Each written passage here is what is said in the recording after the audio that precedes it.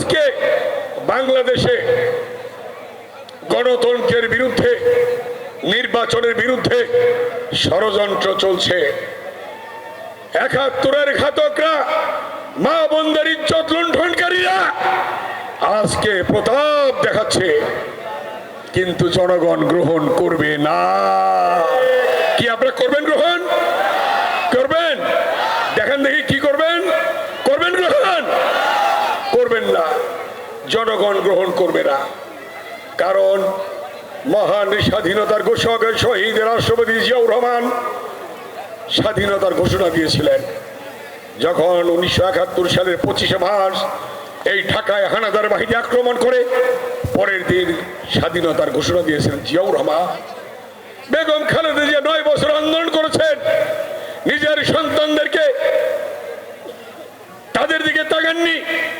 তিনি সেদিন নেতৃত্ব দিয়ে এই দেশে গণতন্ত্র এনেছেন।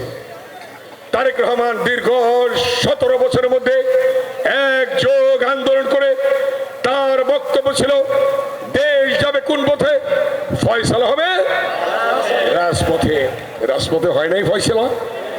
৫২-এর ভাষা আন্দোলনে সালাম, বরকত, রফিকের রক্তের বিনিময়ে রাজপথে ফয়সালা হয়েছিল, মায়ের ভাষা প্রতিষ্ঠা হয়েছিল। ৬২-এর শিক্ষা আন্দোলনে ওয়াজুল্লাহ বাবুলের রক্তের বিনিময়ে সেদিন শিক্ষার অধিকার প্রতিষ্ঠা হয়েছিল, রাজপথে ফয়সালা হয়েছিল।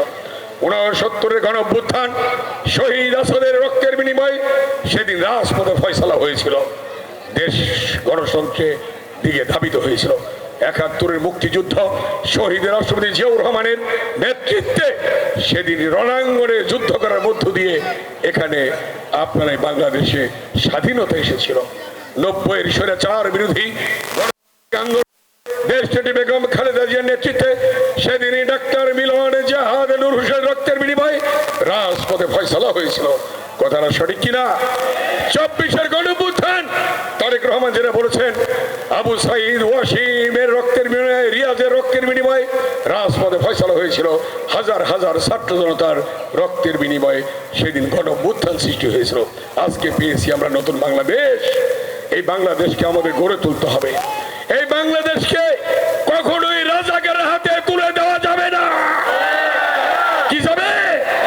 যাবে না। তাই বাংলার মাঠে ঘাটে, পথে প্রান্তরে, গ্রামে গঞ্জে একটি আওয়াজ উঠেছে, সেই আওয়াজটি হয়েছে এগিয়ে যান। সবার আগে কি?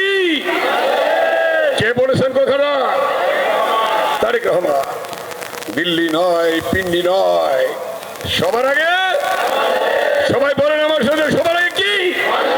সবার আগে, সবার আগে, সবার আগে। তারেক রহমান বলেছেন, দেশ প্রেমের এক উজ্জ্বল দৃষ্টান্ত তারেক রহমান স্থাপন করেছেন। আর কোন দেশ নয়, সবার আগে বাংলাদেশ। এটা দেশ প্রেমের উজ্জ্বল